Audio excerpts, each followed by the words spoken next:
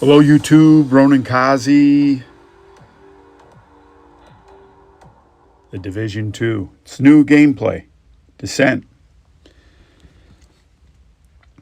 So I got into the game for the weekly. I went in, did my supply, exotic, and then I saw that this new gameplay had got up, so I'm going to run it. Took a long time, so I've sped it up quite a bit to get it to a playable, decent time. There's a lot of breaks, so it's not really made for quick YouTube. The amount of editing in between would be horrific unless I had an AI to do it. Another talk for another day. So basically, you get to pick, you randomly get some choices at the end of each little session, and then you kind of build up your character, what kind of traits you have, what kind of skills, what type of we're going to see it right here. So in the first thing, it's going to let me choose, I think, between any of those. Part of the problem when you're in a group, they don't like that you sit in here and read all the stuff, but I mean, I don't know why you're not letting us read it. It's the first time we're doing it. It just came out. One of the things I want to talk to you about today is persuasion and sales and those kind of things. Recently, I watched a video where one of the key things in the video about persuasion, it was a bunch of examples of how persuasion works. In the first couple examples were classical tests where someone obviously did a study, and when they did the study, they got a result. And they did a second study, set up like an experiment, and they got a result. They then, and this is an argument tactic. I'll give you two facts. The Earth is 25,000 miles in circumference, roughly, and the Moon is 238,000 miles away from the Earth, right? And then the third thing is the Moon was created when the Earth got hit by another planet, and then it accreted into the Moon. Two facts, and then I give you a third fact. So I'm giving you breadcrumbs down the road, and then I put in my idea.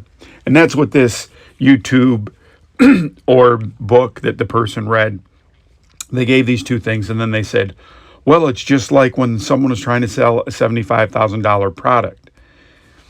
The person found that when they normally came to the price, people always want to negotiate it down. But then when he set a ceiling for the price of $1 million, I wouldn't ask you to buy if it was $1 million. And then he comes back with the 75,000, that then people were more agreeable. Being more agreeable to buy something is completely different than buying it. If someone has $75,000 and they have a need, and it does what they want, and they have the resources, that's the part of the sale. And the fourth thing I'd say is time. Is it in the cycle when they need it? Let me give you an example. I sold coordinate measuring machines poorly, my colleagues would say, but I sold coordinate measurement machines, and that's often people would ask for quotes because they don't have a machine, but if they bid on a job, and one of the requirements for the job for them to get it was they had a coordinate measuring machine, they would bid on this job, and then they would get a quote from us. They'd roll it into their quote to their customer, and then if they got it, then they'd really get in earnest about buying a machine. That's the case no matter how nice I put it. If the person doesn't need the machine, he doesn't need the machine. And that's the thing with persuasion. You cannot make people do stuff they don't want. Spouses, boyfriend, girlfriends, children, parents, friends, voters, consumers. That's just how the world works. Imagine a world that someone could sell things, right? And it just doesn't happen because people would get a lot of things they don't want.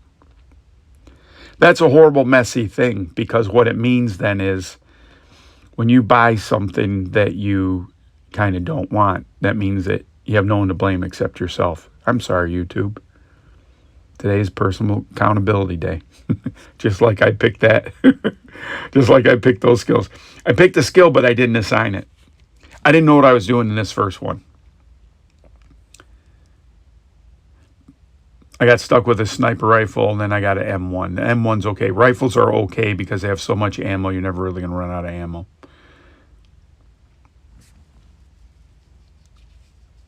Normally, this is when I tell you to like, subscribe, share, unsubscribe, resubscribe, comment.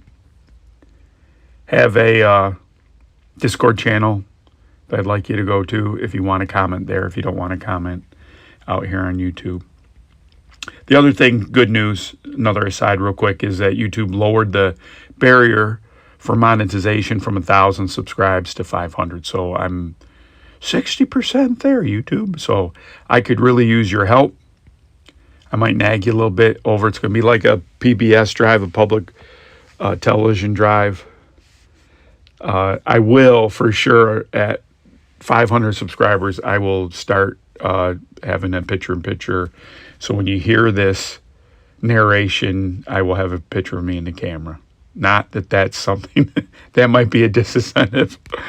I don't know, but that seems like a thing people do, so I'm going to do it too. So getting back to sales. If I had a way to make you subscribe, wouldn't I just make everyone in the world subscribe, and then I would be a gazillionaire, right? And if I was a salesman, I'd sell whatever the most expensive thing was and just force everyone in the world to buy it.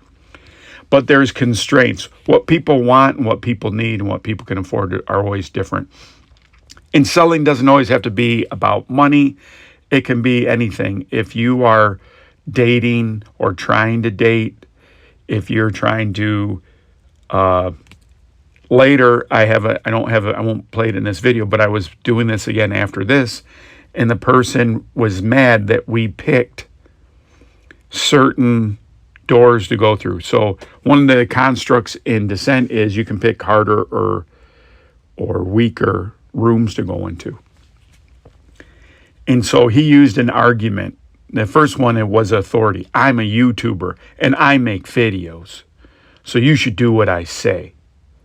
And right, that, see, my people don't like it and they put me on fire because, I'm reading. So he did that at first.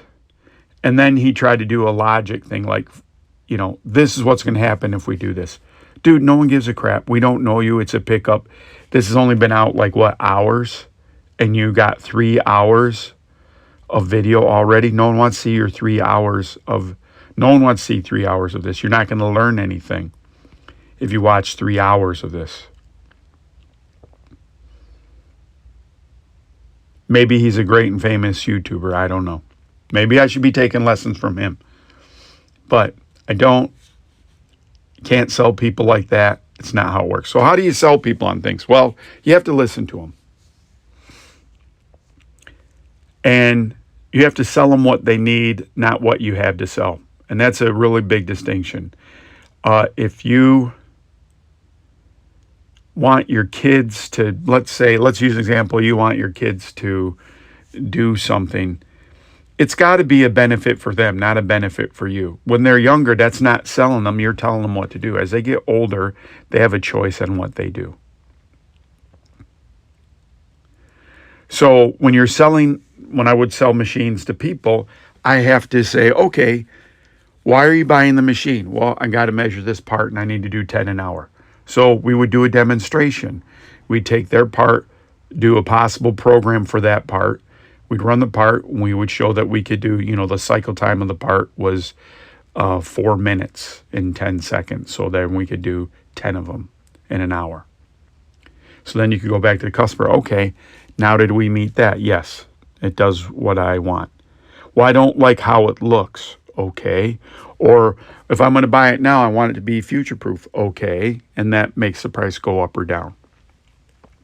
And then eventually when you get kind of the scope of what they want, then you're going to talk about price. But as a salesperson, you always got to be qualifying. As a person in life, you always got to be qualifying your people that you're dealing with. So if I'm in a place and I'm trying to get people, I'll give you a great example. At my job, at some of the events I go to, I have a thing that I'm trying to give away. And so if I only limit to what I'm trying to give away to exactly what it is, its exact purpose, most people won't want it because they have a preconceived notion. So I got to break that barrier. So what I learned real quick is when I would say, hey, it's this X thing, the person said, I don't need X. I don't even have anything that would need an X. I'd say, well, it also does a Y. It also does a Z. And so I would break their objections. Now, there's some people that no matter what I would say, it's not going to do that because they don't like salespeople. They can feel that salesiness, and so they're going to go against it. So why am I telling you this? Because we all have ideas. And we all have things that we'd like, and we all have situations that we would like to foster or take place. Think about the baby when you're feeding the baby and you shovel peas in its mouth, but then you got to make it an airplane, right? You're doing something different. So we do this all the time. But the point of why I'm trying to tell you this today is you can't force people to do what they don't want. So that's your job as an assessor of that. You have to qualify. Is the idea, the thing, the whatever, even what this person even would want? So before you even get to your pitch, you're going to have a qualifying stage. And ultimately, all of this is about, sorry, YouTube. This is when I like, share, subscribe, resubscribe, unsubscribe. This is when you're qualifying people on what they want. Are they even interested? And a lot of people are familiar with this process and they normally don't like that. So you got to be careful. So the best thing to do is just have a conversation. It's just have a conversation with someone. You can't always be so directed. You can't always sell. Contrary to what Alex Baldwin said in Glengarry, ABC, always be closing. And maybe always be closing. Maybe I don't want it to be always be selling, always be closing. There's a lot of different things to close people to get them to accept your idea. Number one, if you're not even factually right. So if you're selling ideas, if you're not even factually right, or you just mess up, some of those things, you're just going to disqualify yourself as a person. So we're going through here pretty good, getting back to the game. We're on loop 3. The adventure goes loop 4. I'm trying to figure out what to do. And I have to get rid of things. I did this all wrong. So this is what not to do. Don't just willy-nilly. And you might want to preface that, you might want to preface all of this by saying, hey, it's my first time. So we wrap up the selling part of it.